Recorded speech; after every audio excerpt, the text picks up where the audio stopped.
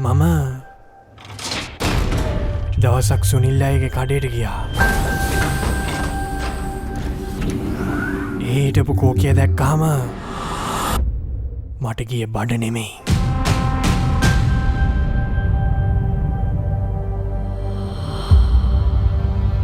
කොට්ටාව ගන්සබාන්දිය සුනිල්ලයගේ කඩේ ඇතිදැන් කැප්ටන් මිනිස්සු වෙන්නේ බයින්. එහෙමනං මගේ කඩේටය ඒ වසවිස මුකුත්ම නෑ. කෑමා දන්නෙත් හොඳම කෝකියෝ. අපිට ඕයින් කන්න සල්ලි නෑ. අපි අදාගන්නවා අපිටම තැනක්. එහෙමනං ඔකට පියච්චායහම හොඳට තියෙන්. අපි ටෝනිගේ කඩේ කෝමාරි ගිනි තියන්න ඕනේ.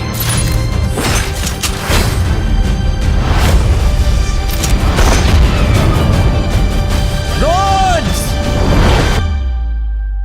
කඩේට කැරට් මදි වුණාම බඩු ගෙන්න ගිය එකාට ඇයි උඹලා ගැහුවේ? කන්න බැරි නං තොලොංචි වෙලාම පල. අපේ කඩේ ලුණු ඉවරයි.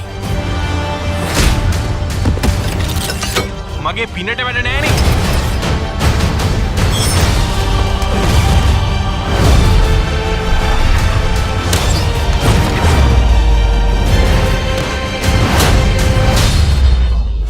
තාම උඹට ලුණු මදිද? හදිසියක් නෑ.